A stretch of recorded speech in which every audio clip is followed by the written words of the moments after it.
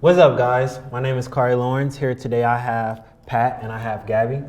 Today we'll be previewing the Buckeyes versus Longhorns game tomorrow at 7 p.m. at the Spokane Arena. So let's get into it. We all know that both teams are great. Buckeyes took a victory home against LSU, 79-64. We also know the Longhorns took a victory home against Utah, 78-56. What do you guys all expect from this game?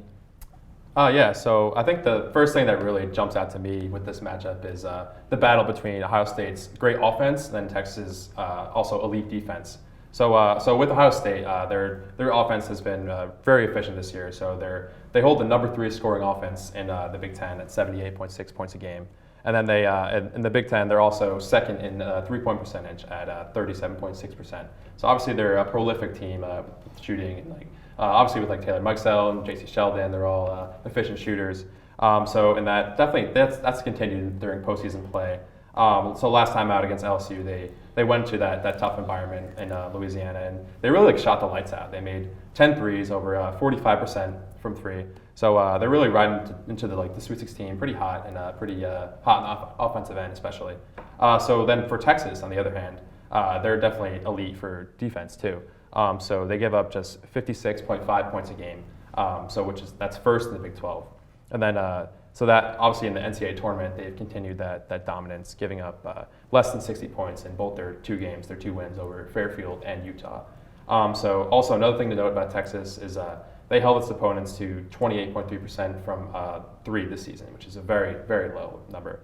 So that's something definitely to keep in mind for Ohio State, given that they're so well run on the 3-point offensive side. So that's definitely something that we need to look at. Okay, Gabby, what do you think? Yeah, I expect this to be a very tight, nail-biting game. Texas has been ranked all season, and they even have wins over now number 1 seeded Stanford.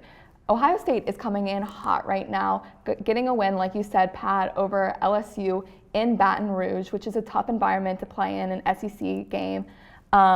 Ohio State knows what they have to do. They have to fight on every possession, every play. So they need to capitalize on every opportunity that they get. So I think it's going to be exciting. It's going to be close.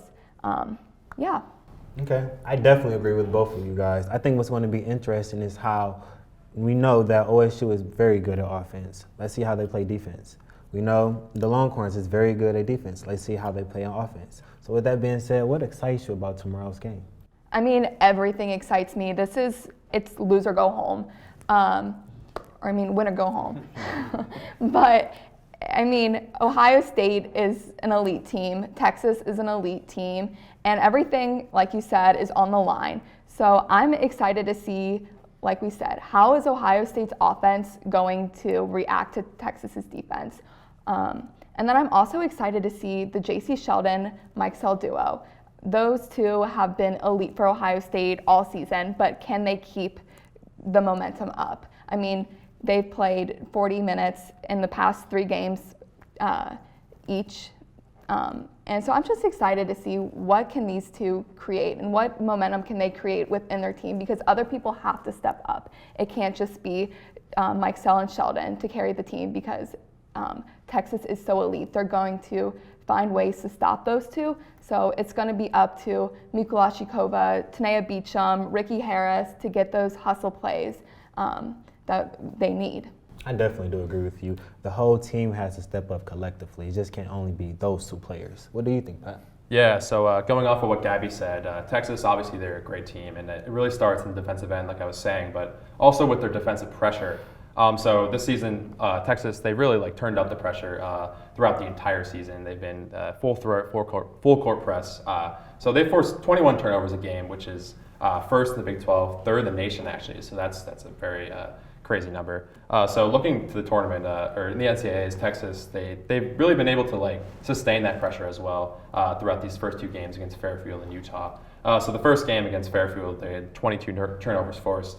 And then against Utah, 19. So obviously they're pretty stout defensively, with their defensive pressure, creating turnovers, stuff like that. So I think this may be a little bit of a problem for Ohio State. So specifically with Muggsell and Sheldon, like Gabby was saying before, they've been playing a ton of minutes, 40 minutes in 3 consecutive games. Their Big Ten semifinal against Indiana, the NCAA round against Missouri State, and then their second round game against LSU. They played 40 minutes in every single one of those games. So their legs are definitely going to be a little tired, but I think and LSU is going to try to capitalize off of that and try to, I guess, get them out of their rhythm and disrupt their offense. So I think that could be a little bit of a problem for them, but moving forward. But like Gabby said, they're going to need a little bit more help than just Sheldon and Mike Sell. Going to need some more bench help and also some help on the inside too. Okay, so we all will agree that offense is going to be the key part to the victory against Longhorns. What scares you? Well, there's a couple things that scare me. Pat said Texas has elite defense and Ohio State has a great offense. But as we saw in the LSU game, when LSU applied that full court pressure against Ohio State in the fourth quarter, they caused so many turnovers for Ohio State. And so it's going to be interesting to see how they're going to be able to break that full court pressure if Texas so chooses to do that to Ohio State. Also, Ohio State needs to rebound. They need to box out. In their first round tournament game against Missouri State out-rebounded Ohio State 51-33 and got 17 second chance points off of those rebounds. So it is crucial that if they want to stay in this game, if they want to compete, they have to box out and get those rebounds. Okay, what do you think? Yeah, in addition to the rebounding, I think going back to like that press, so I think a big thing for Ohio State is going to be like their composure and their staying poised throughout the game. I know McGuff and like all the players have been saying that throughout the season that they need to stay focused and stay poised, and that's definitely going to be the case with the press.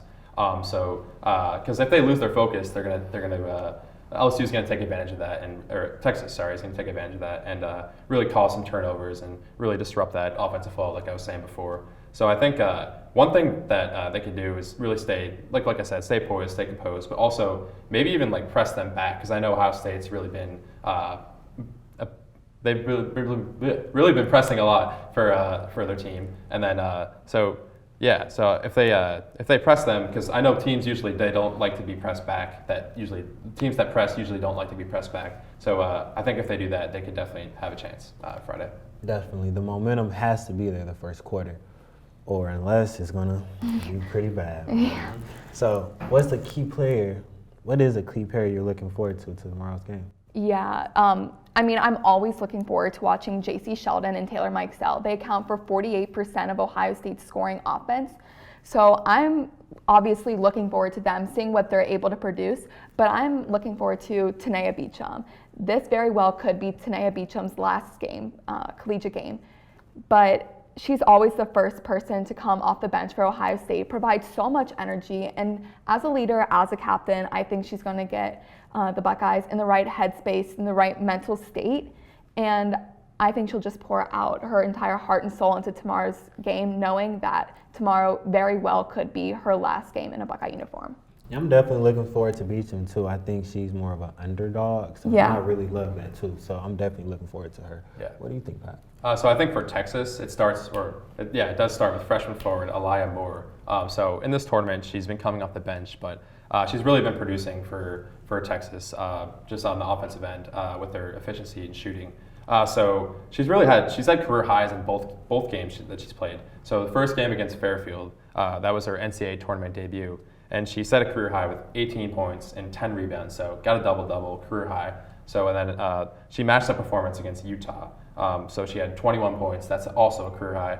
And then in just 21 minutes. And then she also was 9 of 10 from the field, almost perfect. So that was extremely, extremely well done. And then also 5 rebounds. So she's definitely going to be a viable force inside the paint for Texas going into this game. So for Ohio State, I think you're going to need to really hone into the paint with Tanea Beacham, like you were saying, Mika Lasakova, really defending her. I know Beacham, she's long, tall, athletic, and she's going to be playing her heart out. So I think she's going to be one person that could really defend more. But it's going to be obviously a team effort on defense with Mika Lasakova, like I was saying. Also the guards coming in to really defend inside the paint. So it's going to be a group effort. Okay, I definitely agree with both of you guys. Well, folks, that's the end of the preview show. Again, my name is Dakari Lawrence. Here we have Pat, Gabby. Tomorrow, 7 p.m., Spokane Arena, the Buckeyes versus the Longhorns. Thank you.